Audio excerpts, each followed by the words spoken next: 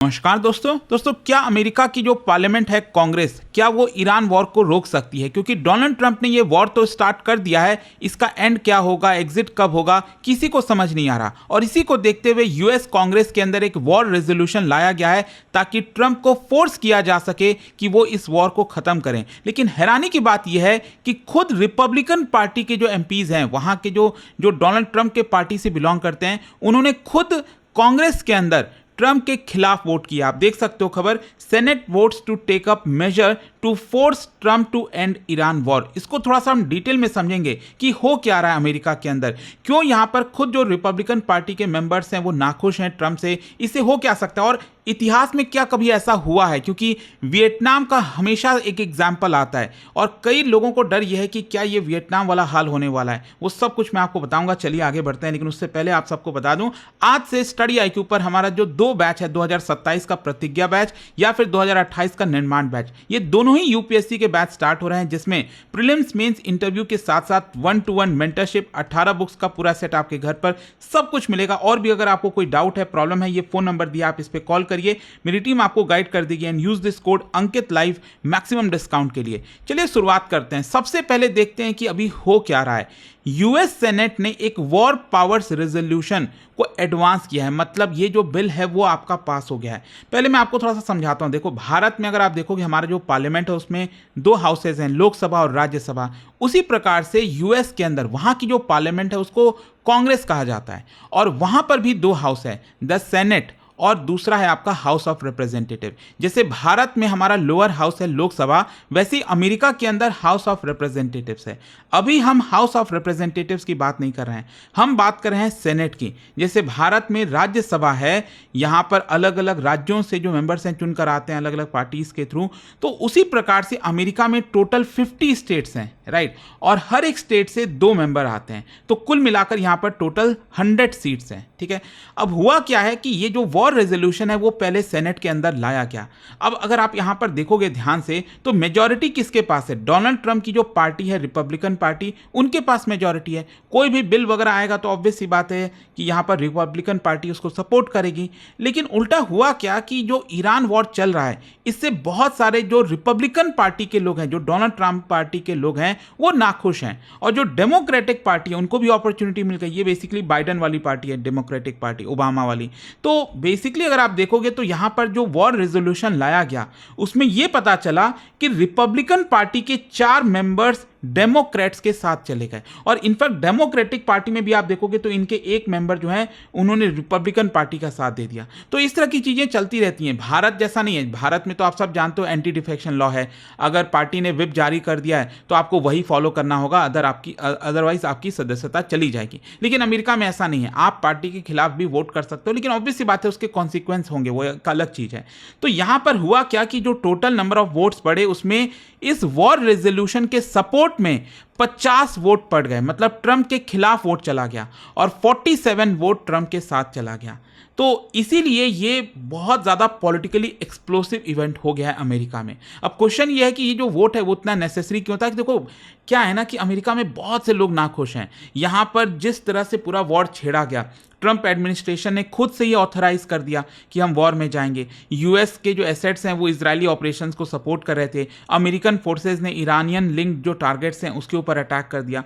Critics का argument ये है कि आपने जो भी कुछ किया इसके लिए आपको पार्लियामेंट से, मतलब यूएस कांग्रेस से अनुमति लेनी चाहिए थी, वहां से चीजें पास होनी चाहिए थी। लेकिन कांग्रेस ने कभी भी इस वॉर को अप्रूव नहीं किया और इसीलिए यहां पर कॉन्स्टिट्यूशनल कंसर्न आ गया है। अब देखो क्या है कि यूएस का कॉन्स्टिट्यूशन क्या कहता है, वहां का संविधान, कि आखिरकार अगर जब भी कोई वॉर लड़ रहा है अमेरिका तो उसकी पावर किसके पास है? देखो 2 चीजें हैं। अगर हम वॉर डिक्लेरेशन की बात करें तो कॉन्स्टिट्यूशन के आधार पर अगर आप देखोगे तो इस हिसाब से तो कांग्रेस के पास पावर है, वहां की पार्लियामेंट के पास है। हाँ, एक बार वॉर डिक्लेयर हो गया तो वॉर कैसे लड़ा जाएगा, क्या प्रोसीजर होगा, ये सब कुछ कमांडर इन चीफ के पास आता है, और वो कमांडर इन चीफ कौन है? वो खुद प्रेसिडेंट है। तो यहां पर डिवीजन आपको देखने को मिलेगा। कहने का मतलब यह है कि अमेरिका के जो फाउंडर्स हैं, जब उन्होंने संविधान बनाया, उन्होंने यही सोचा कि कोई भी प्रेसिडेंट आए वो डिक्टेटर नहीं बनना चाहिए, एग्जीक्यूटिव मिलिट्रिज्म नहीं आना चाहिए, यूनिलैटरल वॉर की तरफ नहीं जाना चाहिए, और इसीलिए ये पावर कांग्रेस को दी गई थी कि कोई सिंगल पर्सन ये ना डिसाइड करे कि क्या अमेरिका वॉर में जाएगा कि नहीं। तो यहां पर कांग्रेस डिसाइड करता है कि अमेरिका वॉर में जाएगा या नहीं, लेकिन प्रेसिडेंट डिसाइड करते हैं कि वॉर को कैसे लड़ा जाएगा। अब क्वेश्चन ये कि क्या ये एक्चुअल में फॉलो होता है? एक्चुअल में अगर आप देखोगे तो कई बार फॉलो होता है, कई बार नहीं भी होता है। फॉर एग्जांपल, अगर हम वर्ल्ड वॉर 2 की बात करें कि अमेरिका वर्ल्ड वॉर 2 में कूदा, तो क्या इसके लिए वहां की कांग्रेस ने अप्रूव किया था? बिल्कुल किया था। क्या कोरियन वॉर के लिए अप्रूव किया था? नहीं किया था। वियतनाम वॉर के लिए किया था? नहीं किया था। इराक 2003 में कांग्रेस ने अप्रूव किया था। अफगानिस्तान को लेकर ऑथराइज किया गया था। लेकिन वहीं लीबिया 2011, सीरिया स्ट्राइक, इन सब के लिए कोई डिक्लेरेशन नहीं आता। आई होप आप समझ रहे हो कि कहने को तो कांग्रेस को अप्रूव करना चाहिए था, लेकिन हर बार ऐसा नहीं होता। कई बार क्या होता है, जो प्रेसिडेंट है वो अपने इमरजेंसी पावर्स का इस्तेमाल करते हैं, एंटी टेरर ऑथराइजेशन का इस्तेमाल करते हैं, कमांडर इन चीफ पावर का इस्तेमाल करते हैं, और इसीलिए धीरे धीरे ये देखने को मिला है कि यूएस की जो पार्लियामेंट है, जो कांग्रेस है, वो कमजोर होती गई है वॉर के डिसीजन में। वो एक्चुअल में डिसीजन नहीं ले पाती। इनफैक्ट यहाँ पर जो सबसे बड़ा ट्रॉमा था अमेरिका के लिए, वो था वियतनाम वाला वॉर, और यहाँ पर तो ट्रंप के खिलाफ, इनफैक्ट ट्रंप मैं कह रहा हूँ, यूएस के जो प्रेसिडेंट हैं उनके खिलाफ चीज़ें गई थी। मैं आपको बताता हूँ कैसे। 1965 में प्रेसिडेंट जॉनसन ने वियतनाम वॉर को अप्रूव किया, और यहाँ पर मिलिट्री ऑपरेशन एस्केलेट हो गया। जो भी प्रेसिडेंट आए उन्होंने बॉम्बिंग वगैरह करना, इनफैक्ट जो वॉर है वो कंबोडिया और लाओस तक वाइडन हो गया था। तो कांग्रेस को ये लगा कि जो प्रेसिडेंट हैं वो अपने कॉन्स्टिट्यूशनल अथॉरिटी को एक्सीड कर रहे हैं, और इसका नतीजा क्या निकला? नतीजा ये निकला कि उस समय 1973 में एक वॉर पावर रेजोल्यूशन लाया गया था, जैसे अभी लाया गया है ना इस बार सेनेट में, तो उसी प्रकार से वैसे ही वॉर पावर रेजोल्यूशन लाया गया कांग्रेस के द्वारा, और वो पास भी हो गया था। सेनेट और हाउस ऑफ रिप्रेजेंटेटिव दोनों ने पास कर दिया था। लेकिन यहां पर होता क्या है कि प्रेसिडेंट से भी अनुमति चाहिए होती। तो उस समय प्रेसिडेंट थे निक्सन, उन्होंने इसको अपोज किया कि ये जो रेजोल्यूशन है मैं इस पे हस्ताक्षर नहीं करूंगा, ये मैं अपोज करता हूं। लेकिन उसके बाद फिर से कांग्रेस के पास पावर आती है, वो चाहे तो प्रेसिडेंट के वीटो को ओवरराइड कर सकती है, लेकिन ऑब्वियस सी बात है उसके लिए उनको 2/3 मेजॉरिटी चाहिए होता है। तो सोच के देखिए, कांग्रेस में यूएस की पार्लियामेंट ने 2/3 मेजॉरिटी के साथ प्रेसिडेंट निक्सन को रिजेक्ट कर दिया था।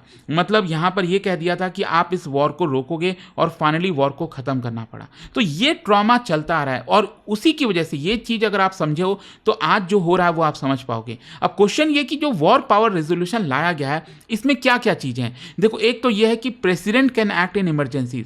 मतलब अगर यहां पर अमेरिका के ऊपर कोई अटैक होता है, ट्रूप्स के ऊपर कोई डेंजर होता है, इमरजेंसीज एग्जिस्ट होती हैं, तो प्रेसिडेंट इमरजेंसी में ये डिसीजन ले सकते हैं वॉर का। लेकिन दूसरा, यहां पर प्रेसिडेंट को 48 आवर्स के अंदर इन्फॉर्म करना होगा कि फोर्स का इस्तेमाल क्यों किया गया, लीगल जस्टिफिकेशन क्या है, और बिना कांग्रेस के अप्रूवल के, अगर कांग्रेस अप्रूव नहीं करेगी तो 60 डेज के अंदर अंदर मिलिट्री ऑपरेशंस को बंद करना होगा, और फिर उसके 30 डेज के अंदर अंदर विड्रॉ करना होगा ट्रूप्स को। तो ये वॉर पावर रेजोल्यूशन के अंदर चीजें लाई गई हैं। तो अब क्वेश्चन ये आता है कि फिर ट्रंप एडमिनिस्ट्रेशन का क्या आर्गुमेंट है? ट्रंप एडमिनिस्ट्रेशन का बेसिकली ये कहना है कि देखो, हम कोई फुल स्केल ग्राउंड इन्वेजन पर तो जा नहीं रहे हैं। ईरान वॉर में अगर आप देखोगे तो यहां पर यूएस के जो ट्रूप्स हैं वो ईरान के धरती पर नहीं गए अभी तक।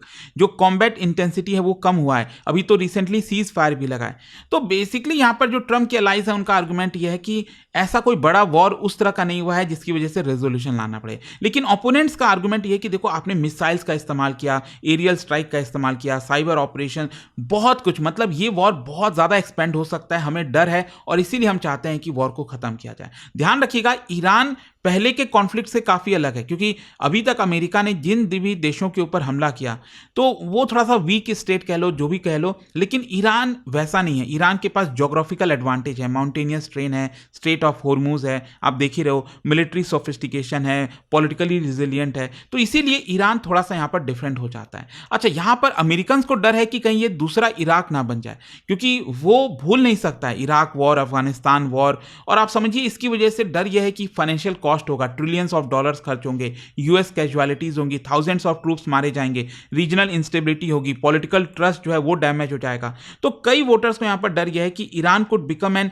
इवन लार्जर डिजास्टर, जो कि वो नहीं होने देना चाहते। अच्छा, यहां पर इंटरनल रिपब्लिकन डिवाइड आपको देखने को मिलेगी। जो ट्रंप की पार्टी है ना, रिपब्लिकन पार्टी, वो यहां पर अभी दो आइडियोलॉजीज उनमें आपको देखने को मिलेगी। एक तो है इंटरवेंशनिस्ट रिपब्लिकन और दूसरे हैं अमेरिका फर्स्ट रिपब्लिकन। जो इंटरवेंशनिस्ट हैं उनका ऐसा मानना है कि यूएस मिलिट्री का डोमिनेंस बने रहना चाहिए, जो ट्रंप कर रहे हैं वो सही है, ईरान हमारे लिए मेजर थ्रेट है और एग्रेसिव डिटरेंस बहुत जरूरी हो गया था। वहीं दूसरी तरफ जो अमेरिका फर्स्ट को फॉलो करते हैं, ये जो 4 रिपब्लिकन पार्टी के मेंबर्स ने वोट किया अगेंस्ट में, उनका ऐसा मानना है कि जो फॉरेन वॉर है इसकी वजह से अमेरिका का वेल्थ खत्म होता है, रिसोर्सेज जो हैं they should stay domestic, intervention की वजह से इकोनॉमी कमजोर होगी, ऑयल के प्राइसेस बढ़ेंगे, ये सब पूरे दुनिया में संकट आएगा।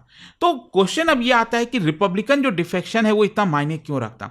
ये जो 4 रिपब्लिकन पार्टी के मेंबर्स ने ट्रंप के खिलाफ वोट दिया है ना, ये आप समझिए ये बहुत पॉलिटिकली रिस्की है, ओपनली अपोज करना। तो इसी की वजह से जो रिपब्लिकन वोट है ट्रंप के खिलाफ, वो सिग्नल करता है एक बहुत ही सीरियस कंसर्न कि आगे यहां पर क्या होने वाला है, क्या धीरे धीरे करते करते रिपब्लिकन पार्टी के और भी मेंबर्स जो हैं वो ट्रंप के खिलाफ जाएंगे।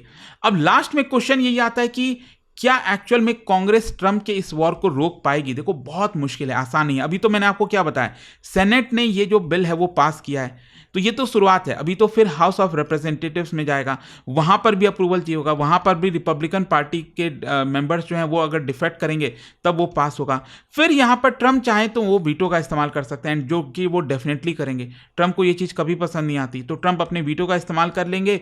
फिर उसके बाद कांग्रेस के पास ऑप्शन होगा, वो वीटो को ओवरराइड कर सकती है, लेकिन यहां पर 2/3 मेजॉरिटी चाहिए, और इतना आसान नहीं होने वाला। मतलब आपको मैंने क्या बोला कि 53 मेंबर्स थे सेनेट में रिपब्लिकन पार्टी के, अभी तो सिर्फ 4 मेंबर्स ने डिफेक्ट किया है। इसमें से यहां पर और भी 25 मेंबर्स को डिफेक्ट करना होगा, तब जाकर ये हो पाएगा। तो क्या ये इतना पॉसिबल है? बहुत मुश्किल होगा।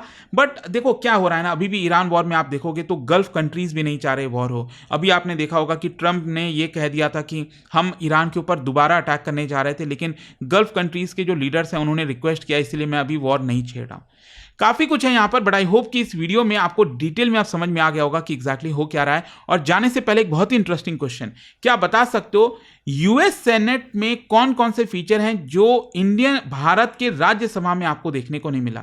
मतलब which one of the following is a feature of the US senate but not in the Indian Rajya Sabha, ये आपको बताना है। और इसका जो राइट आंसर है आप सब जानते हैं, मेरे इंस्टाग्राम पर तो मिलेगा ही, वहां पर अगर आप नहीं, कोई बात नहीं, टेलीग्राम से ले सकते हैं इसका सही उत्तर। और दोस्तों जैसा मैंने आपको बताया, अगर आप यूपीएससी की तैयारी कर रहे हैं, कोई भी बैच चाहते हैं, आपको बस यूज करना है ये कोड अंकित लाइव। और आज से ही हमारा 2027-28 दोनों सेपरेट बैच स्टार्ट हो रहे हैं। प्रीलिम्स हो, मेंस हो, इंटरव्यू हो, हर एक चीज की इसमें आपको फुल प्रिपरेशन कराई जाएगी। 18 बुक्स का पूरा सेट भी आपके घर पर भेज दिया जाता है, 1-to-1 मेंटरशिप मिलती है, प्रीलिम्स क्रैक करने पर पूरा फी भी रिफंड हो जाता है। और भी अगर आपको जानकारी चाहिए, ये फोन नंबर दिया, आप इस पे कॉल करिए, मेरी टीम आपको गाइड कर देगी। स्टडी IQ IAS, आपका सिलेक्शन हमारा मिशन।